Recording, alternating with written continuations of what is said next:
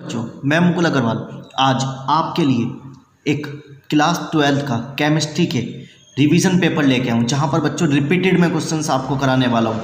तो आज से हमारा जो मोटिव रहने वाला है वो रिपीटेड क्वेश्चंस पे ज़्यादा रहने वाला है, जहाँ पर मैं आप लोगों को केमिस्ट्री के कुछ वेरी इंपॉर्टेंट क्वेश्चंस कराऊँ जो कई बार आप लोगों के बच्चों रिवीजन में मतलब बोर्ड के पेपर में आ चुके हैं। तो प्लीज़ मेरे रिक्वेस्ट है आप लोगों से कि ज़रूर आप लोग ये वाले क्वेश्चंस तो ज़रूर करके जाएं, जिससे आप लोग कम से कम एटलीस्ट अच्छे नंबर ला सके। ठीक है, तो ये वाले क्वेश्चंस कई बार इस तरीके से रिवीजन में बोर्ड के पेपर में आ चुके हैं। तो चलिए बच्चों, सबसे पहला क्वेश्चन देखते हैं। वेरी वेरी इंपॉर्टेंट क्वेश्चन है। इनमें से आपके पास देखो, आपको दिखाई दे रहा होगा व्हाट हैपन, क्या होगा व्हेन, जब डी ग्लूकोज को आप क्या करते हैं, रिएक्शन कराते हैं किसके साथ, किसी रिएजेंट के साथ। जैसे Br2 हो गया, HCN हो गया, HI हो गया, HNO3 हो गया, NH2OH। तो बच्चों ये 5 चीज़ें मैंने लिखी हुई हैं। ये आपका 2 मार्क्स में क्वेश्चन आता है, जिसमें से किसी 2 को आपको दे देगा। ठीक है, कोई 2 दे देगा, या तो ये दे देगा, या ये दे देगा, ये दे देगा, या ये दे देगा। मतलब इनमें से कोई सी भी चीज़ आपको क्या दे देगा, वो पेपर में दे देगा बोर्ड में, और आपको कह देगा बताओ कि इसमें क्या होगा। तो बच्चों आप लोग इसमें थ्योरी लिख के आते हैं, तो आपको थ्योरी नहीं लिखनी। मैं सिर्फ बच्चों आप लोगों को क्या करा रहा हूँ, यहाँ पर आंसर की करा रहा हूँ। मेरे पास बच्चों यहाँ पर बोर्ड की आंसर की है, जो बोर्ड में आंसर की आती है तो हम लोगों को वहाँ से मिल जाती है, तो हम लोग आपको करा रहे हैं। ठीक है, तो ये आंसर की आप लोगों की बहुत ही कम मात्रा में आपको कहीं पर मिलेगी। तो चलिए देखते हैं सबसे पहला क्वेश्चन का आंसर क्या लिखेंगे आप लोग। तो क्या कह रहा है, डी ग्लूकोज बनाना। तो सबसे पहले बच्चों आप लोगों को ग्लूकोज का फॉर्मूला पता होना चाहिए, ग्लूकोज की स्ट्रक्चर पता होना चाहिए। ठीक है, तो ग्लूकोज का फॉर्मूला, ग्लूकोज की स्ट्रक्चर तो आप कैसे लिखेंगे, सबसे पहले CH, आप क्या लिखेंगे यहाँ पर CHO लिखेंगे बच्चों, CHO लिखेंगे। और नीचे, इसके नीचे यहाँ पर आप लोग क्या लिख देंगे, CHOH4 लिख दिया बच्चों, इतनी बात। और फिर इस तरीके से आपने इसकी एक चैन स्ट्रक्चर बना दी, CH2OH।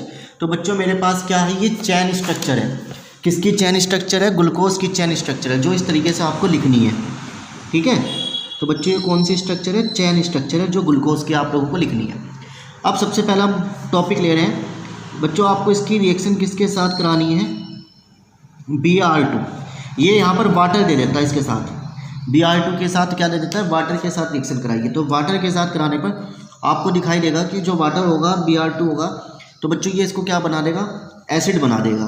तो यहाँ पर ये चीज़ इसके साथ मिल जाएगी और एसिड फॉर्म करेगी, यानी Br2 पानी के साथ मिलकर ये यहाँ पर इसको एसिडिक फॉर्म दे देगा। तो COOH और CHOH4, और नीचे वाली ऐसी स्ट्रक्चर ऐसी की ऐसी रहेगी। तो बच्चों ये कौन सा बन गया, कार्बोक्सिलिक एसिड में चेंज हो जाता है।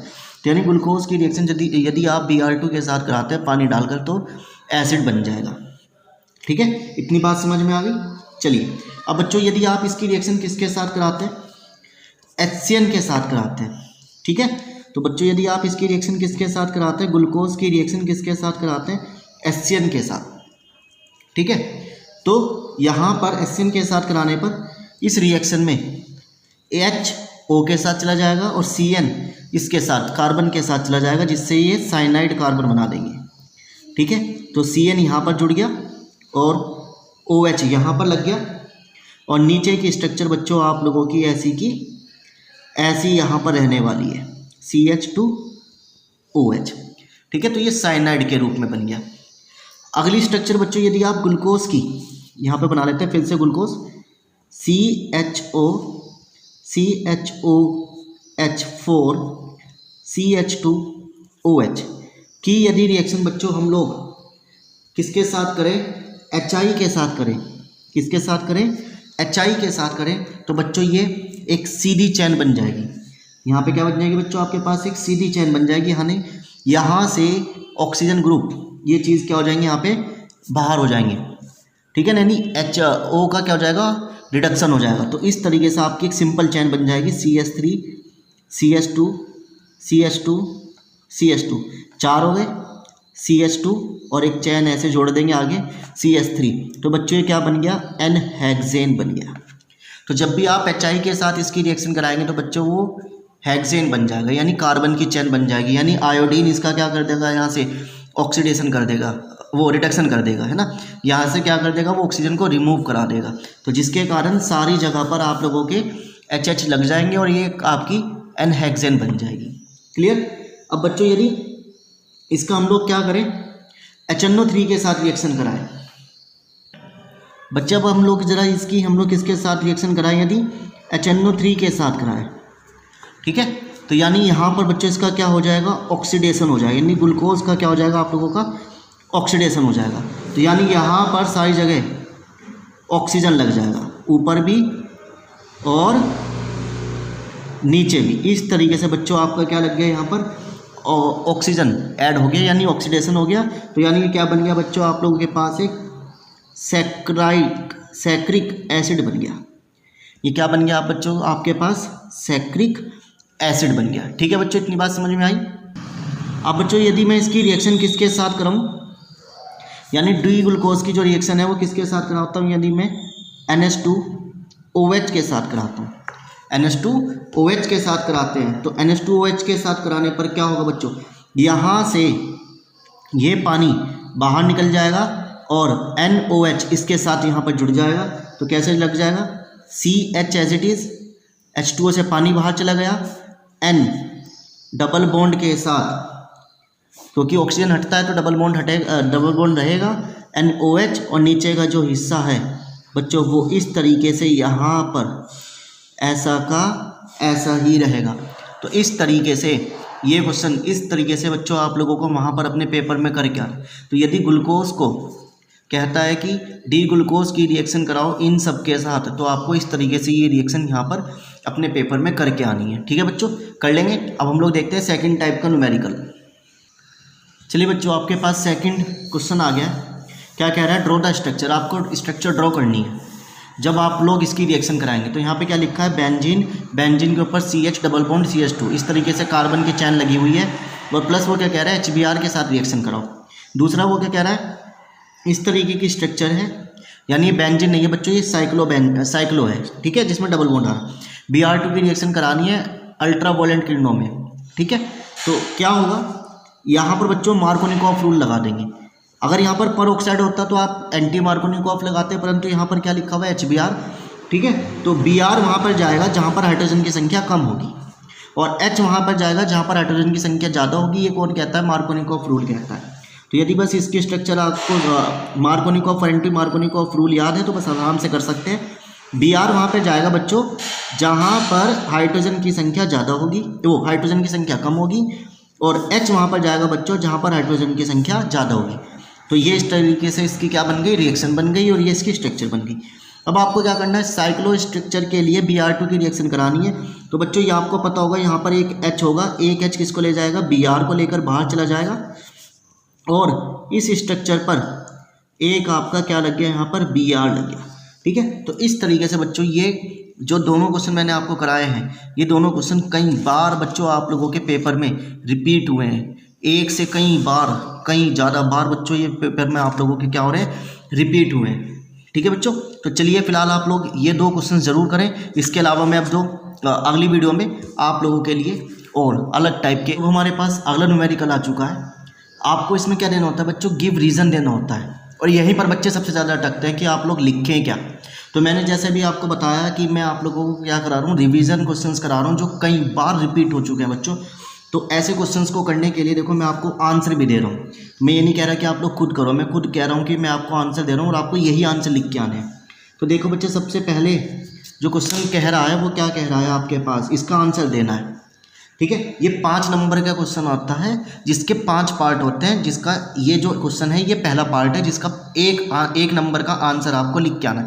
और बच्चे आप लोग बोर्ड में 5-5 लाइन 6-6 लाइन लिख के आ रहे हो, कुछ क्यों लिख के आ रहे हो, आपको फालतू नहीं लिखना, आपको सिर्फ वही रीज़न देना है जो रीज़न पूछा गया है। कॉपी भरने के नंबर नहीं मिलते, आपको मिलते हैं करेक्ट आंसर लिखने के नंबर, ठीक है। क्योंकि हम लोग बोर्ड की कॉपी चेक करते हैं, हम लोग देखते हैं बच्चे फेल हो रहे हैं, क्यों हो रहे हैं फेल, क्योंकि लिखा कुछ है कर कुछ रहे हैं, बस कहानी लिखनी है। तो कहानी नहीं लिखनी भैया, आपको आंसर लिखना है, ठीक है। तो देखो सबसे पहले क्या कह रहा है, NN, ठीक है, diethyl benzene sulphonamide is insoluble in alkaline. आपको बताना है यानी ये है नाइट्रोजन नाइट्रोजन, यानी दो nitrogen diethyl benzene sulphonamide alkaline solution के एल्कलाई सॉल्यूशन के साथ इनसॉल्युबल क्यों है, मतलब उसमें क्यों नहीं डिसॉल्व हो रहा। तो ये चीज़ आपको लिखना है। तो बच्चों आपको पता होना चाहिए ये जो चीज़ होती है ये अपने अंदर से कोई भी हाइड्रोजन बॉन्ड मतलब हाइड्रोजन एटम कंटेन नहीं करता, does not contain the hydrogen atom. ठीक है, तो इसके अंदर से कोई भी हाइड्रोजन एटम कंटेन नहीं होते। ठीक, तो इस वजह से ये इसके साथ इनसॉल्युबल है। ठीक है ना, और ये ना ही एसिडिक है। ठीक है, ना ही इसकी जो नेचर है वो एसिडिक मीडियम है। तो इस वजह से आपको तो आंसर क्या लिखेंगे, देखो आपको क्या लिखना है, because nitrogen nitrogen diethyl benzene सल्फोनोएमाइड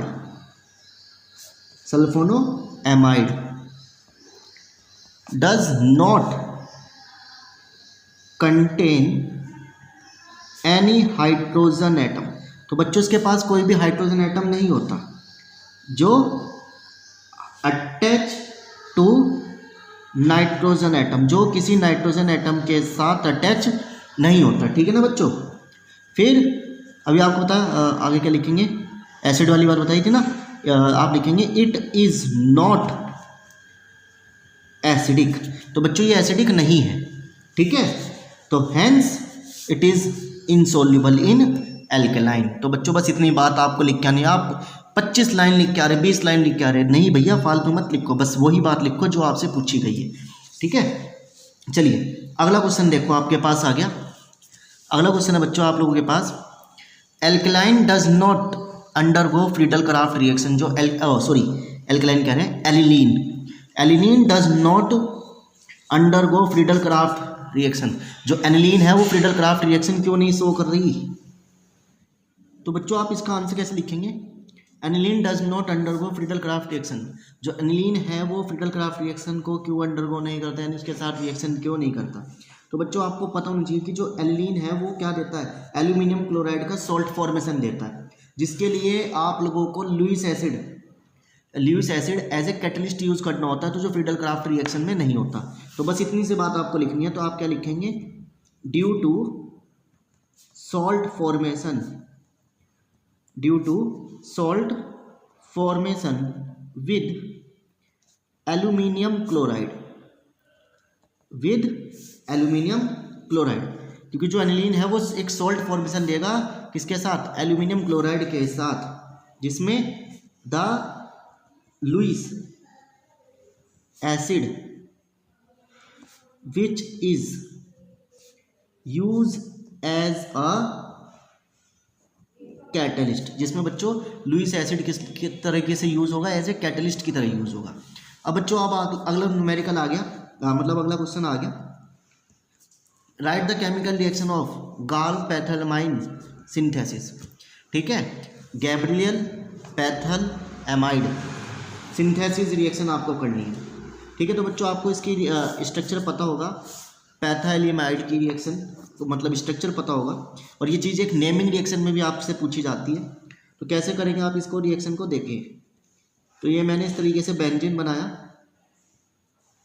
और यहाँ पर C डबल बॉन्ड O, ऐसी C डबल बॉन्ड O, यहाँ पर NH।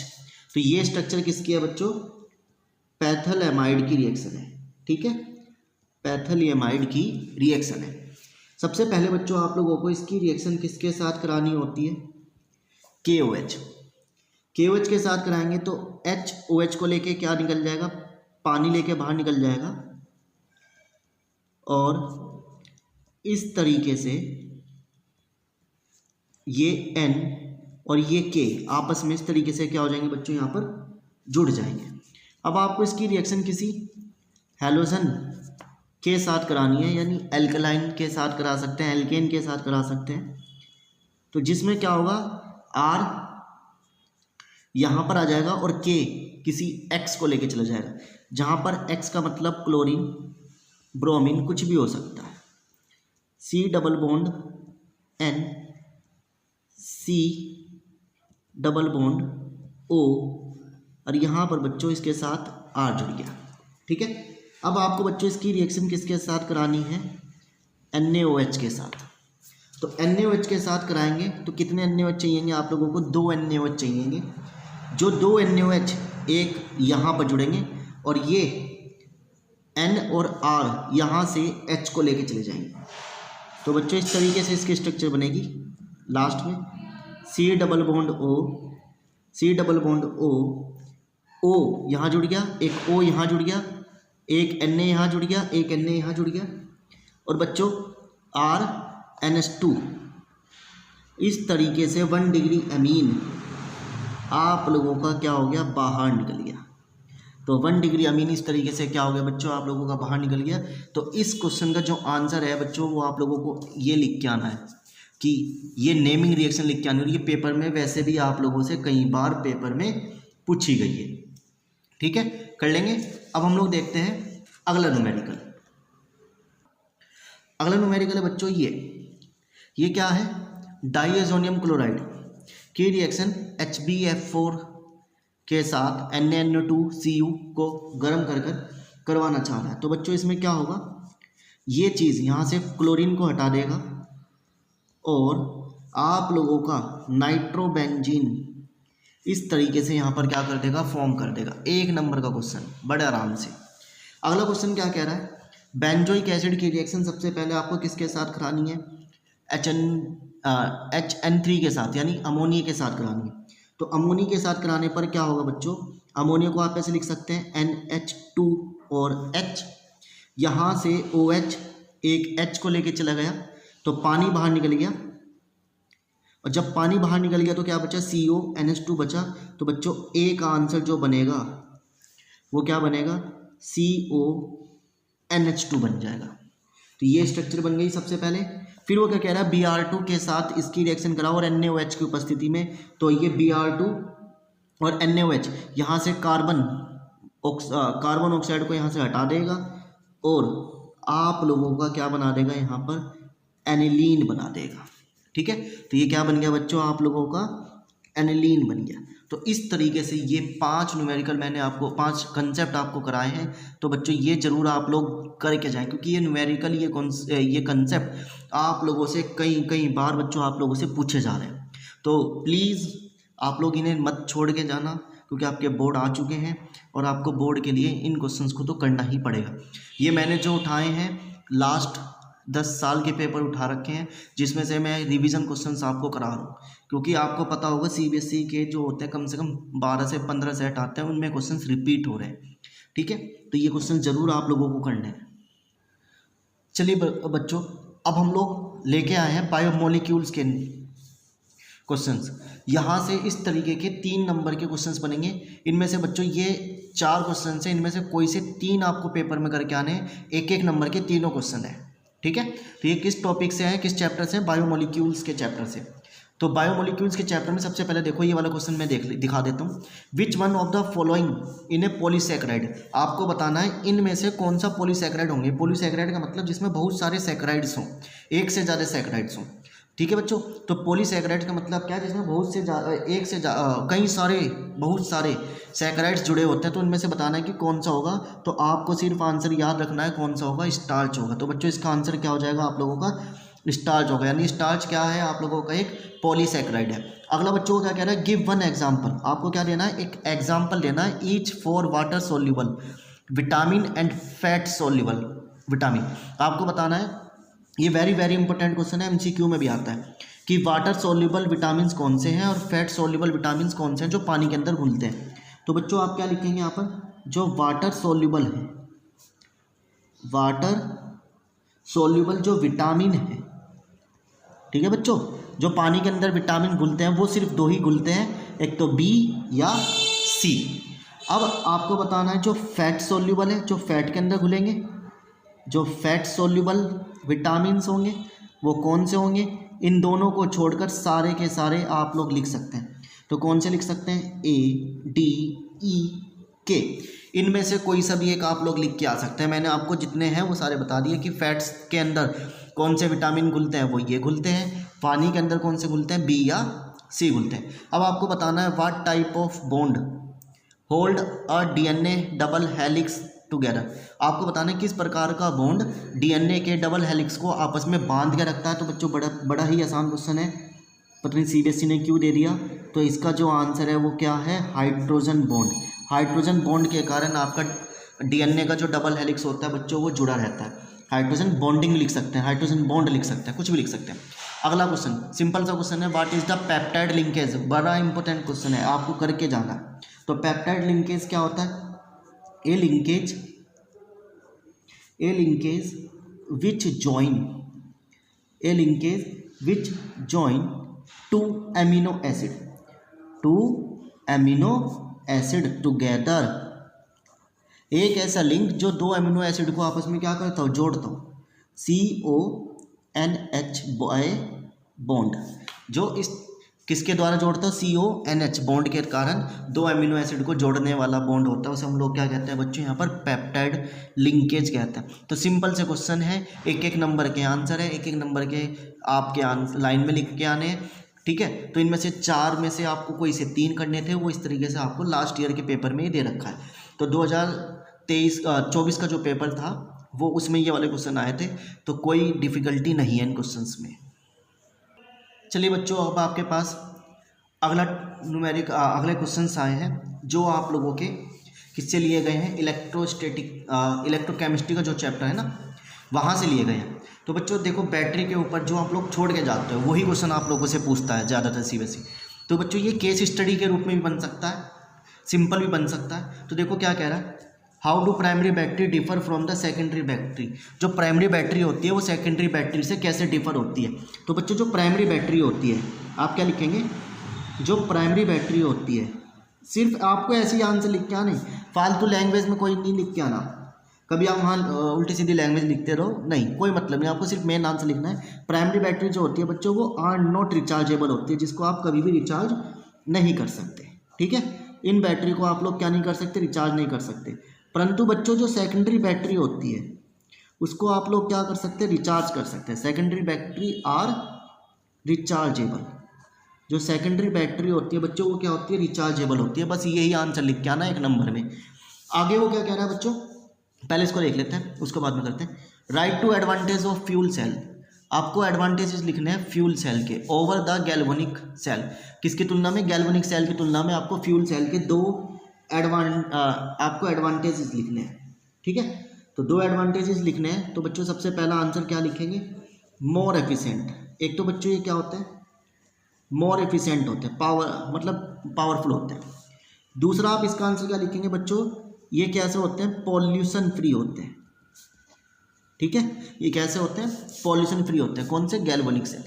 जो गैल्वेनिक सेल होते हैं किसकी तुलना में, फ्यूल सेल की तुलना में पॉल्यूशन फ्री होते हैं और मोर एफिशिएंट होते हैं। तो बस यही 2 आंसर लिख के आने एक नंबर का। अब बच्चों आपसे क्या कह रहे हैं, लेड स्टोरेज बैटरी की रिएक्शन लिखो। तो लेड स्टोरेज बैटरी की आप लोग रिएक्शन लिखनी है, सिर्फ रिएक्शन पूछ रहा है। तो आप लोगों को ये रिएक्शन याद करनी पड़ेगी। जो कैथोड होगा, कैथोड पर क्या होगा, लेड सल्फेट लेंगे, वो क्या करेगा, 2 इलेक्ट्रॉन एक्सेप्ट करेगा और जिससे क्या बनाएगा, लेड बनाएगा और सल्फेट को बाहर कर देगा, ठीक है। और जो एनोड पर रिएक्शन होगी, ये चीज़ें आप पढ़ चुके होंगे, जिसको नहीं पता वो याद कर लेना।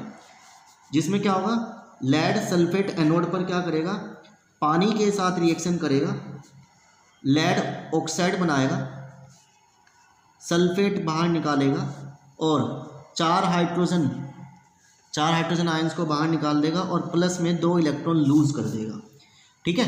अब बच्चों आप इसको जोड़ना चाहो जोड़ दो, जहाँ से 2 इलेक्ट्रॉन ही आपस में कट जाएंगे और ये चीज़ें आपस में क्या हो जाएंगी, जुड़ जाएंगी और जुड़ने के कारण आप लोगों का इस तरीके से स्ट्रक्चर बन जाएगी। तो इसकी रिएक्शन कैसे लिखेंगे आप लोग, इन दोनों को जोड़ दो। तो 2 PbSO4 प्लस 2 पानी, यहाँ से Pb प्लस लेड ऑक्साइड, ये 2 हैं, है ना, ये 2 टाइम्स हो गए, SO4 2 negative, 4 H plus ions. इस तरीके से बच्चों आप लोगों की ये क्या बन गई, लेड स्टोरेज की रिएक्शन बन गई। ये SO4 है ना। तो बस इस तरीके से बच्चों एक एक नंबर के क्वेश्चन आपसे पूछे जा सकते हैं। और ये इस बार हो सकता हो आपका किस में पूछ ले आपकी केस स्टडी में पूछ ले, क्योंकि सीबीएसई इसका केस स्टडी जरूर दे सकती है, ठीक है। तो ये तीनों क्वेश्चन यहाँ से आपके इस टॉपिक से कवर होते हैं।